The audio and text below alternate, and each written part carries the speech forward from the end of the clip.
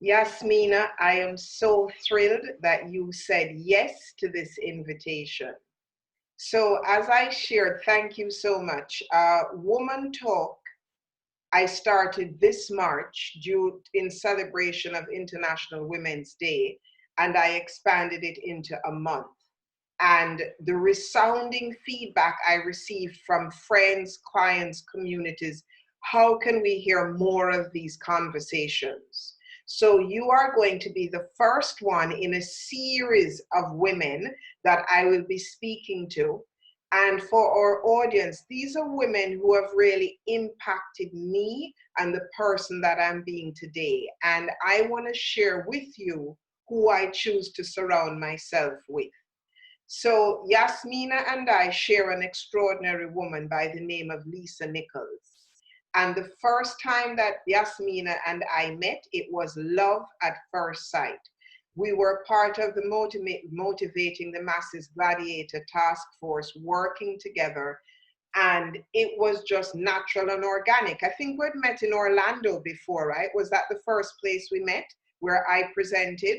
We've been on so many things. Yes. So we met in Orlando. Jambali, exactly, where I opened up the event. This was a speaker's event. And so you can imagine my nerves in front of thousands of people, showing them how I integrate yoga with Jamaican dance hall. And Yasmina was all over it, baby, when she got her African hips in it. And so we kept in touch. And then we really had an opportunity to work together in Dubai, supporting Lisa. And I was just blown away because one of the things that I'm a huge advocate of is collaborating. And many of us say that we want to collaborate, but actually we're either looking for someone to prop us up or there's some underlying current that comes through. And for me, collaborating is trusting that the person I'm with has my back.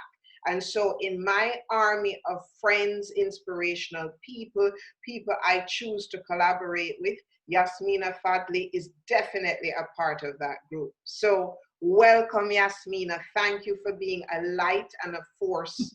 And I just love you. I love you, I love you, I love you. Listen, thank you for having me, Nadine. Thank you for having me, Nadine. And also, I love you. You are my sister from another mister for sure. Yes, yes, yes.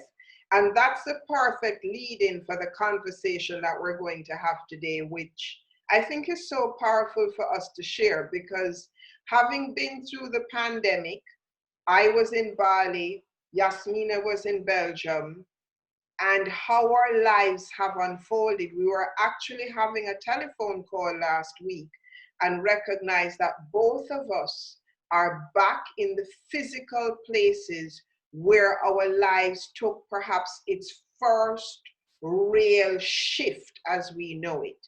And we were like, oh my goodness, this is such a potent story. Let us share the story with the world because there's someone out there that wants to hear this story and the fact that it could change the life of someone listening. As far as working with motivating the masses, Yasmina has been deeply involved with the teen program, which is so, so powerful. And in fact, I don't know if I ever mentioned this to you, Yasmina, but when I first came back to Jamaica with yoga in 2008, I went back to my high school. That was one of the first places that I took yoga. And then I went into juvenile centers. And in fact, I worked with an outfit out of Canada called the Turnaround Project, which was a hybrid project between teenagers in Canada and teenagers coming from both rural and urban centers in Jamaica, coming together in something of a summer camp. Really powerful work. So if you want to have impact on the world, you want to start when we're younger, because then there's so much that can be alleviated as a result. So before we drop into our stories, I wanted to share a little bit about what called you to motivating the masses teens. Well, I think it starts from my teenage life experience. That's where the seed has been planted. Never knowing that I would do something for teenagers, work with teenagers, motivate or inspire teenagers. But because I was grown up in a difficult house situation, there was violence in our house. Then my mother left the house. She got divorced from my father, but and got us children to live with her. But she went in such a survival mode that she didn't have that she didn't pay enough attention to our emotional needs at that time, right? Our father abandoned us, he deserted us, he left my mother with a whole lot of debt. So I understand now that she had to work really hard to provide us food and clothes and all these kind of things, but there was never enough, right? And so when I look back at that time period, that's where there was a whole lot of, how do you say it? A whole lot of misunderstanding between me and my mother. And that's when at 14, I decided to leave the house. And I ended up in a juvenile institution. That's a whole other story. But I lived in a juvenile institution from 14 until 17 before I went to live by myself. And so that's where the seed has been planted. I created a successful life for me. But I understand that a lot of teenagers today don't see a perspective, don't have an imagination that goes beyond their current situation. And that's what I want to provide for the teenagers, to make sure that no matter what their circumstances are, no matter what their background is, there is a life beyond what they're living right now. And so, because I lived it, because I'm living it right now, I want to make the teenagers understand that it is possible, and be the role model, but give them also tools to start building their brilliant future. And so that's where it all started out. Wow, Yasmina, you've said so much that I want to respond to. Thank you for sharing that.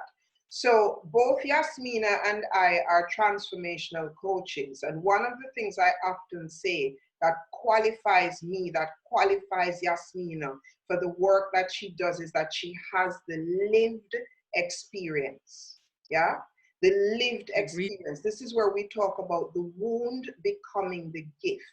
So Yasmina took her life story by the grace of God, the God of her understanding, and transformed her life. Notice how she used that word successful. Notice that she's wearing the color yellow. The color yellow relates to the solar plexus, which talks about our self-esteem. Look at how she is such a bright, radiant light. And so when we're going through our issues as children, our world is our family.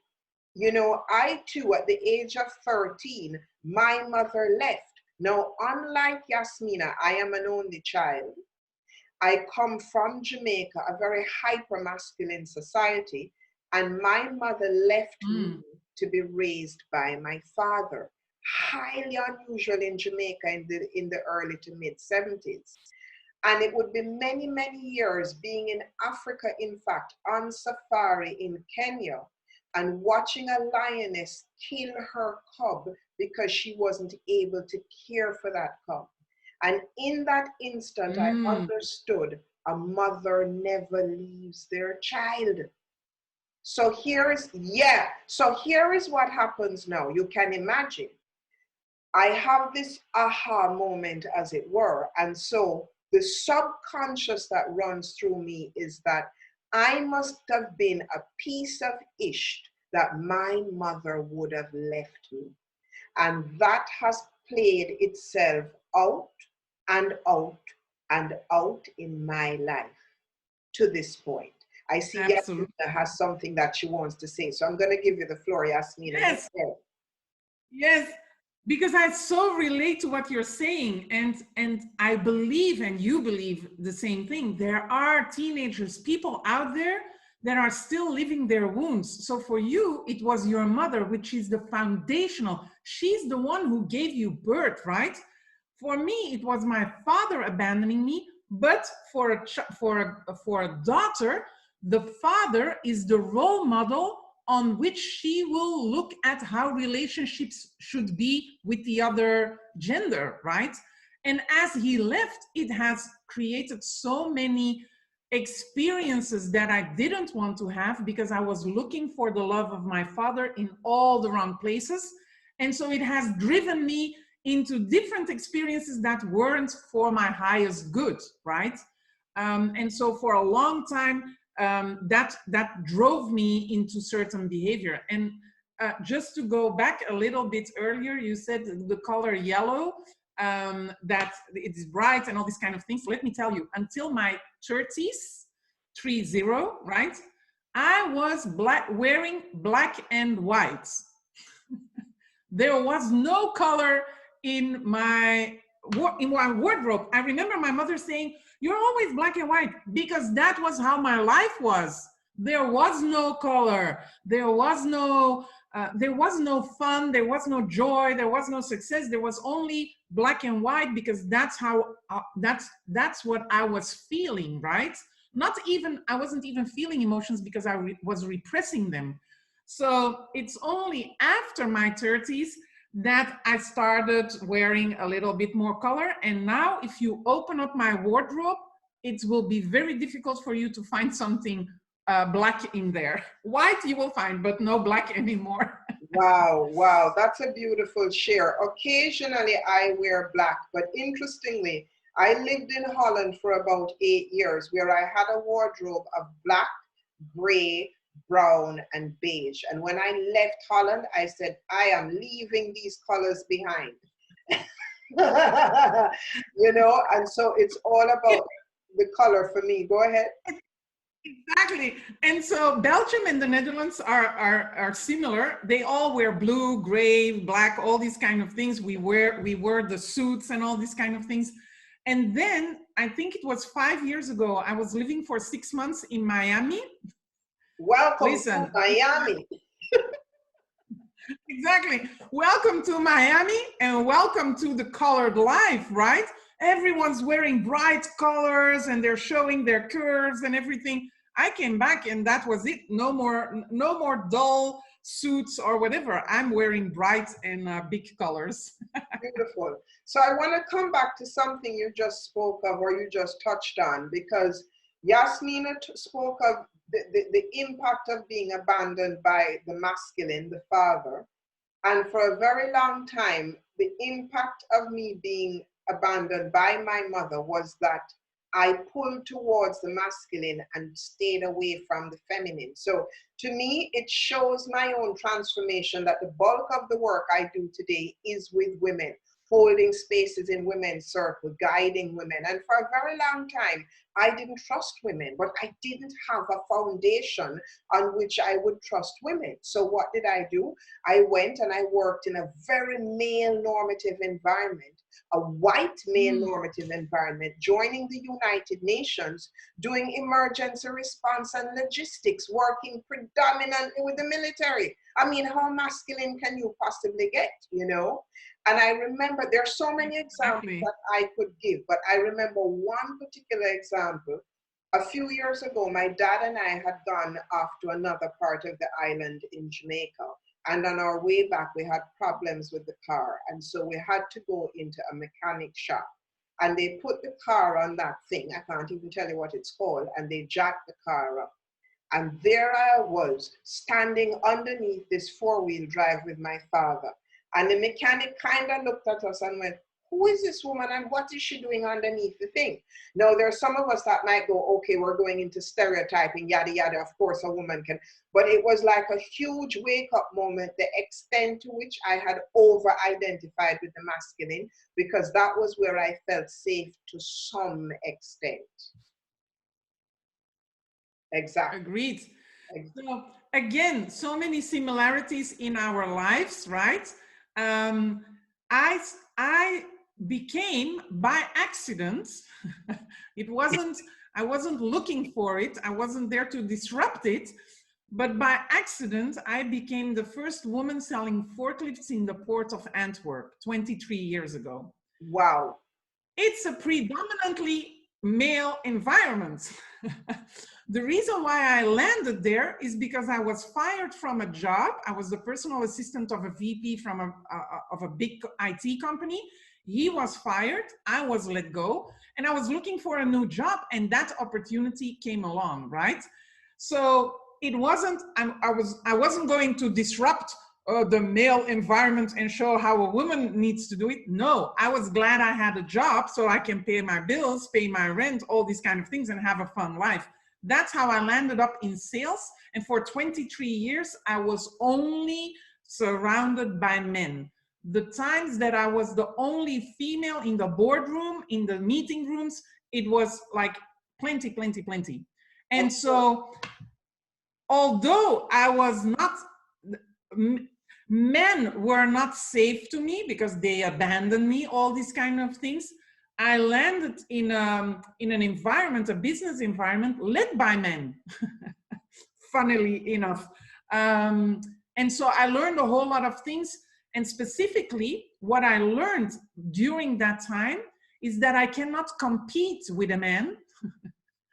I need to be the woman with my talents and trust that what I'm doing, in no matter in what circumstances, is right.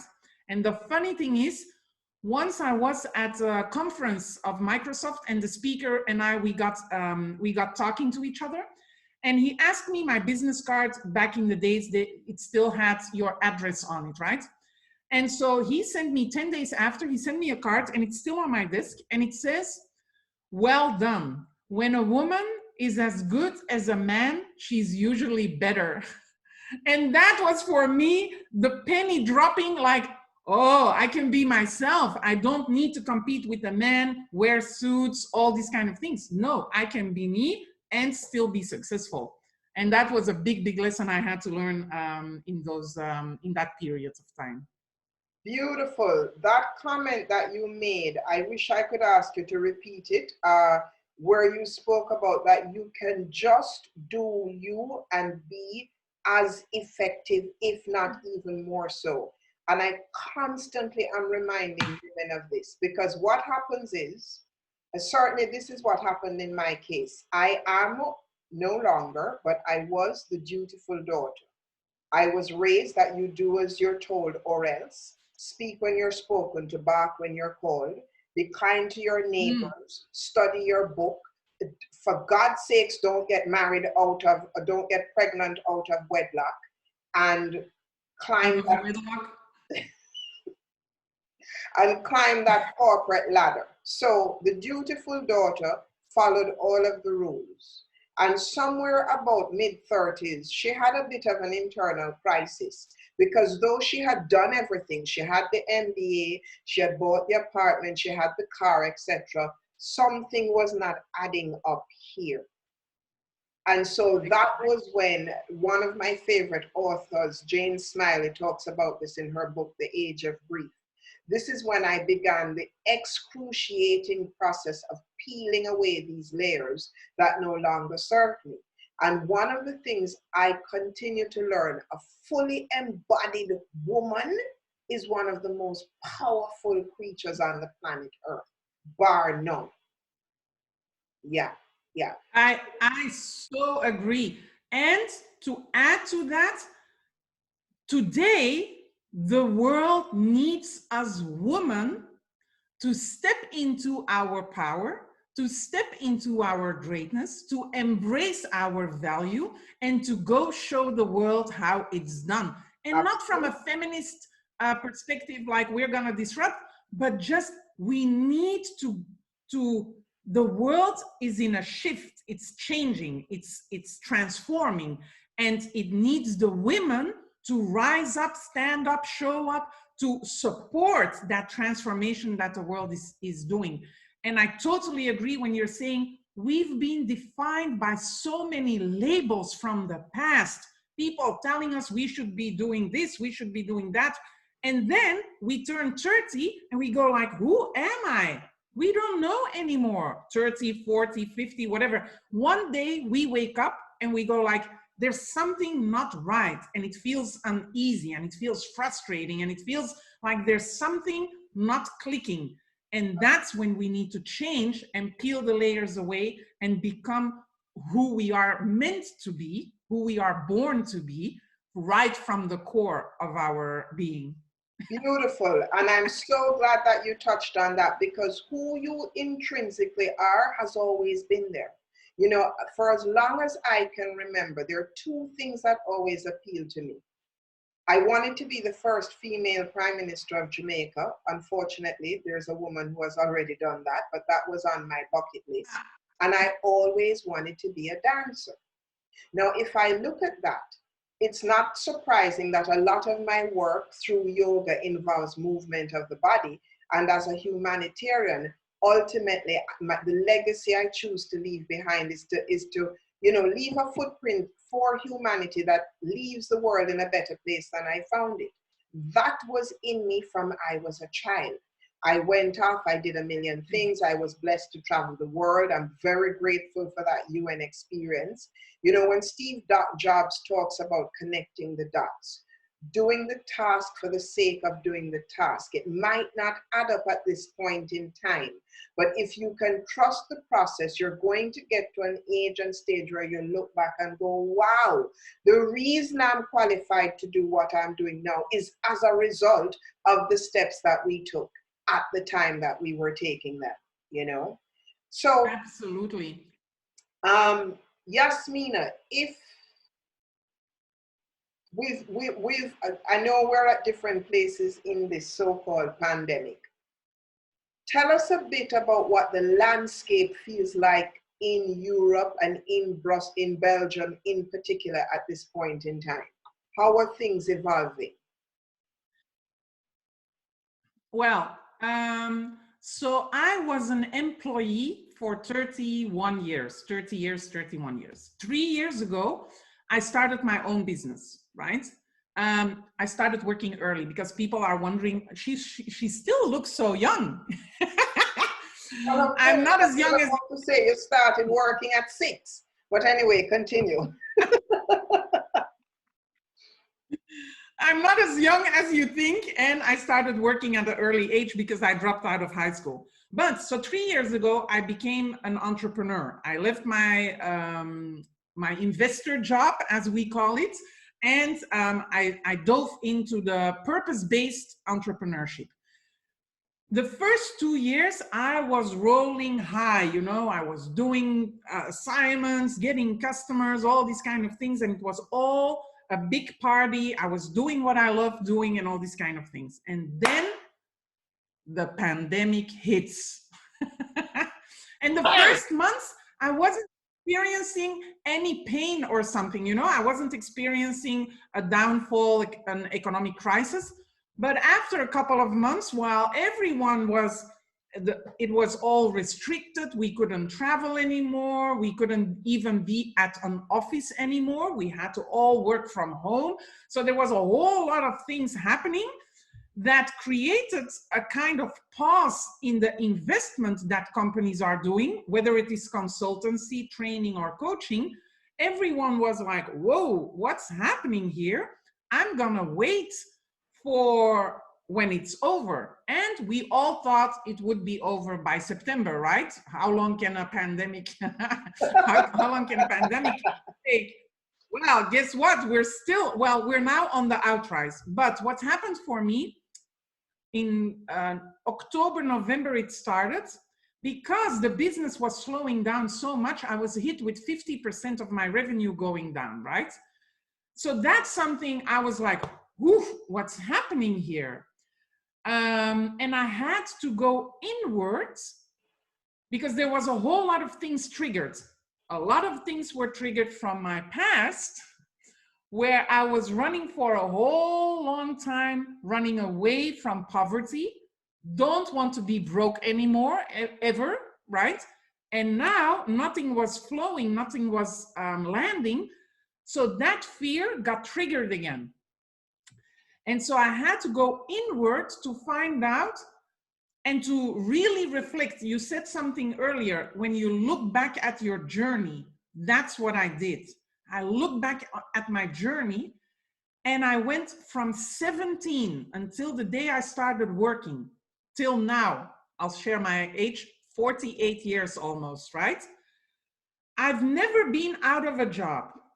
I've never been out of money. Well, I've been out of money, but money was always coming in, right? there was never a time from 17 till now that I was out of money for 3 months.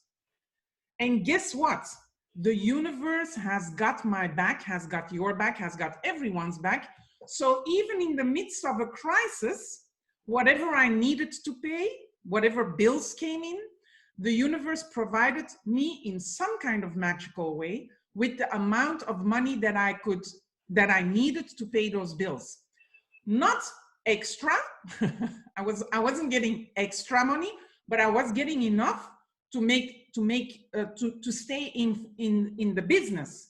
Because there's one thing I don't want to do, is go back to being an employee. There's still so much things I need to do in the capacity I'm doing right now that I can't give up because of one stupid economic crisis that's hitting me. And I'm thinking, and we're on the outside, on the out, how do you say it? Outrise or something. We're on the way out of that crisis. And that, it's like, it gives me a sense of accomplishment. I made it through. I did a lot of actions. I went into action taking because I was 3 months, I was like, oh no, things are going bad. I started going into action again. And that's when it all shifted. And I took a whole lot of assignments that were lower paid, but that got me by until now. So it's been a crazy ride. It's been a crazy ride, and I'm still processing everything that's happened, and always reflecting back, what is the lesson? Not that I need to take more time for myself, all these kind of things, but what is the lesson?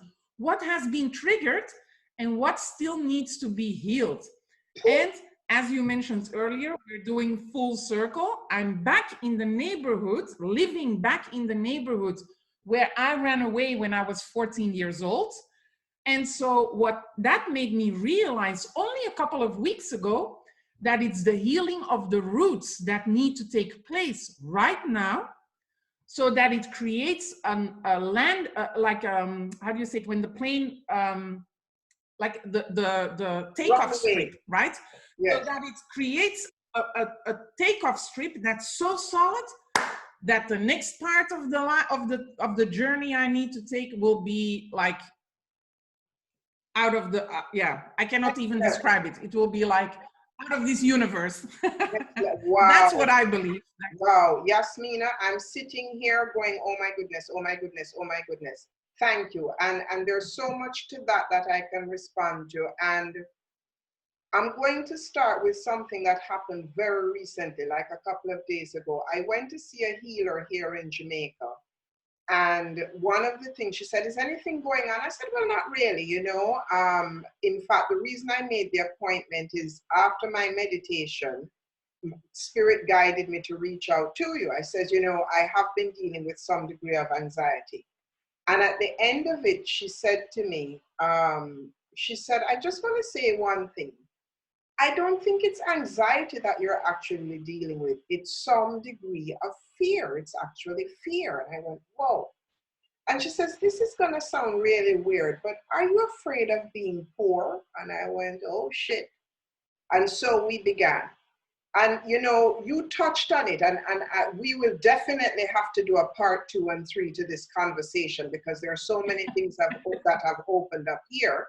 But this business, this abject fear, particularly for women around money, how we earn our money, how we invest our money, how we spend our money. And as our mutual coach, Lisa Nichols, says, money is a dignified conversation. So I have a program that's coming up go ahead, Yasmina. And to add to that, it's a dignified conversation, and it's an energetic tool. Ashe. Ashe, ashe. Because essentially, if we look at it from the context of being an energetic tool, money helps us to create better memories. And as Yasmina just said, which resonated in every fiber of my being, I'm not in a place where I'm trying to go, oh, I wish I were doing something different. I am doing exactly what I was brought here to do on this planet. I know that beyond a shadow of a doubt. Now, where my frustration kicks in is I want to level that up because I want to spread this work to the world so that the world is transformed and living into its fullest expression of its being. When this pandemic, Absolutely. when this pandemic hit, I laughed to myself because I knew I had avoided being in Jamaica to deal with a family matter that I could no longer avoid. Now, my saving grace was my wealth. My father passed away in 2018. I threw myself into work in 2019 and made a ton of money. The summer of 2019, my net salary equated to what I was making when I left the United Nations. Had I not worked as I did in 2019, I would not have managed to navigate 2020. So here we are now at 2021, and I am free. I did the same thing. Exactly. So here we are now, the middle of. I did the same thing. I was like, go ahead. Exactly. I was saying yes, yes, yes to everything. I was saying, someone was saying, do you want to come and speak? Yes. Do you want to do a training? Yes. Do you want to do coaching? Yes. Do you want to come and do consultancy? Yes, yes, yes. That created a buffer of 8 months, which I've never had in my life. But I had it the moment the pandemic hits. Which comes and that's some kind of. You go ahead. Excuse me? You go ahead. No, go ahead. Well, I was going to say, and it comes back. It comes back to what you said, Yasmina. The universe had our backs. The universe had our backs. And you know, the universe knew what was going to happen. They brought it.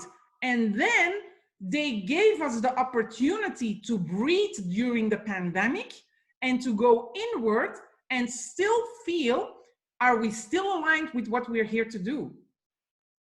And that's the trust I had over the whole scared, like I was fearful and all this kind of similar to you, right? Because it triggered something foundational. But at the same time, it was like, okay, I can do the work and heal that part because the universe has provided for us. And so that's so important.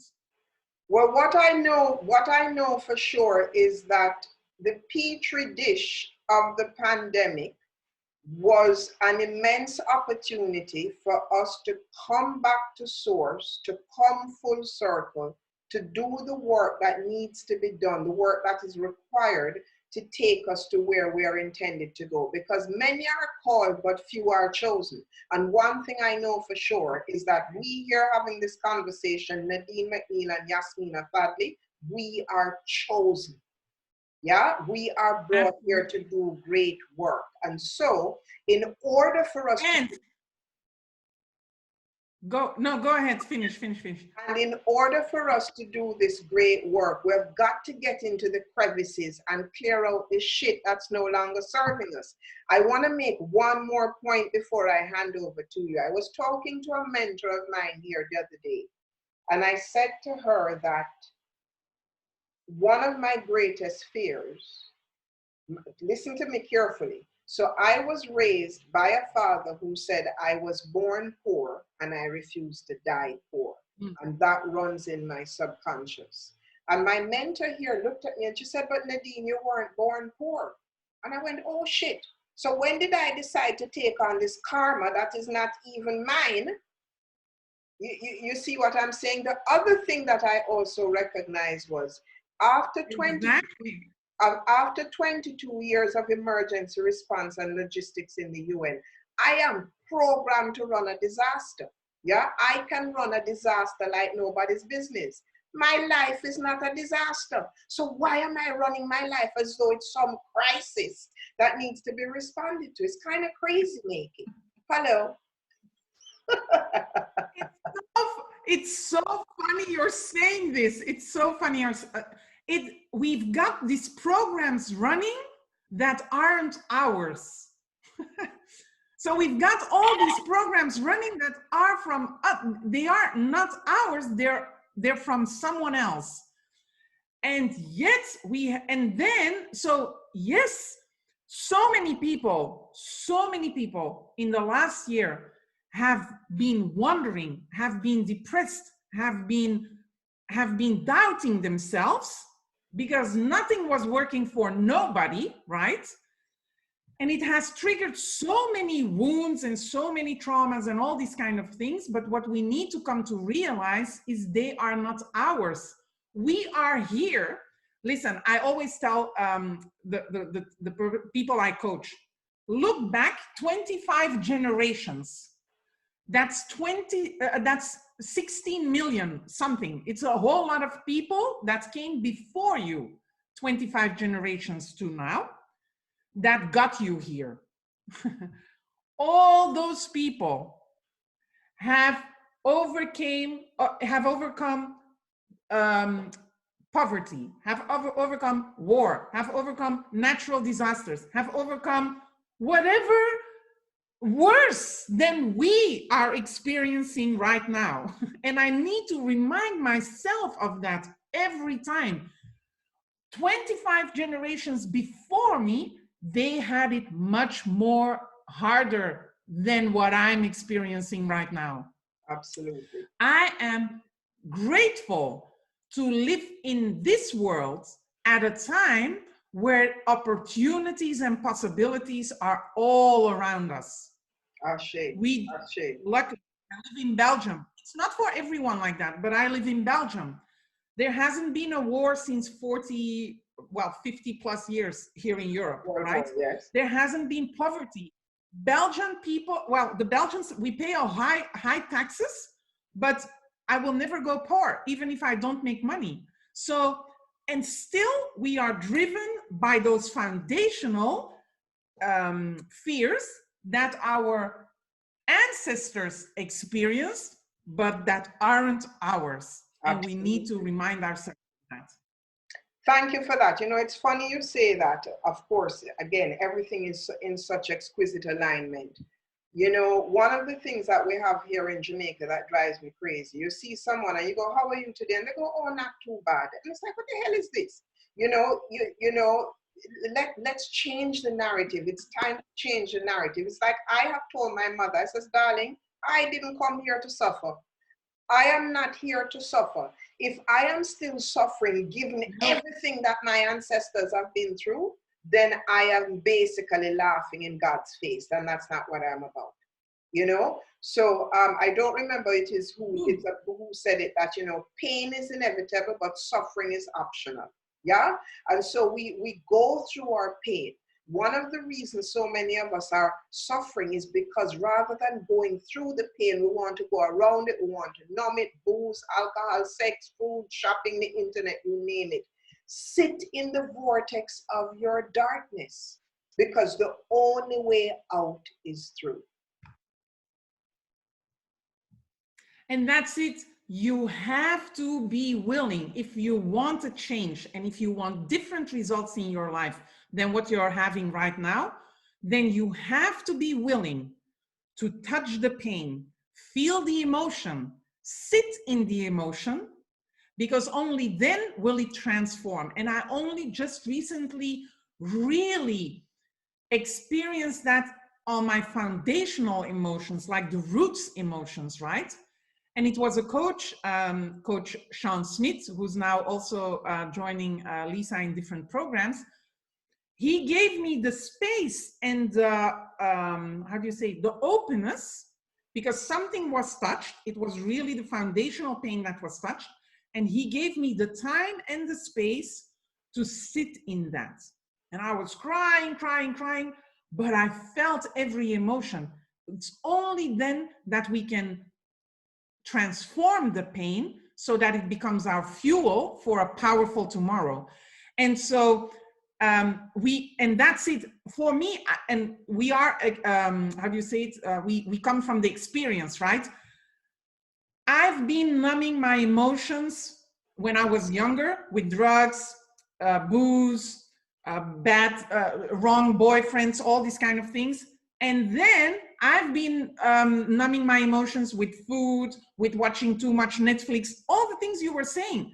But we need to be willing, only to be willing. We don't need to know how to do it. We're here to show you how to do it. But we need to be willing and prepared to touch that emotion, to touch that pain, and then transform it. You know, and that's like the fertilizer for a whole new chapter then. Wow, thank you.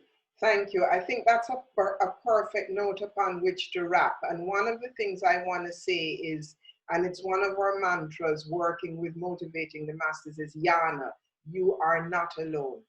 You are more similar than you are different. Yasmina and I showed up on this call today wearing virtually identical earrings. I don't even wear earrings, you know? So when my new hairstyle, of course, has me now wearing earrings, but your tribe is there. There are people out there who will be champions for your cause. You do not have to do this alone. You weren't born alone. We are born. It's natural for us to be in human connection with each other. So I just want to say thank you to my sister. Yasmina and I are coming to you with a very special project soon. If you're in the area of Europe, you're going to want to drop into this. And we are a force to be reckoned with because we've done the work and we're doing the work. And by virtue of doing that, we know that we're qualified to hold a safe and transformative space for you. My name is Nadine McNeil, Universal Empress, transforming lives one breath at a time. Love it. Love you, my sister, love you. So please look in the comments below. You'll find how you can be in touch with Yasmina. You'll find what we're up to. You'll learn more about me and Yasmina. Yasmina, do you have any immediate programs coming up anytime soon that you want to just drop a word onto? Well, everything is my new program, well, not my new program, the program that I've already been doing for 6 months will start again starting from the 1st of September. I'm doing a program for 6 months online coaching, group coaching for women, but I'm also launching one for teenagers. So, and that will be called Trailblazing Teenagers. And then we'll do something together in the September time period right here in Belgium. So I look forward to that, but we're still bringing the details together. So we'll keep everyone posted on that. Thank you so much for listening, everyone. Give us your feedback. Yasmina, love you, my sister, and I see you very soon. Thank you, Nadine. Thank you. Thank you.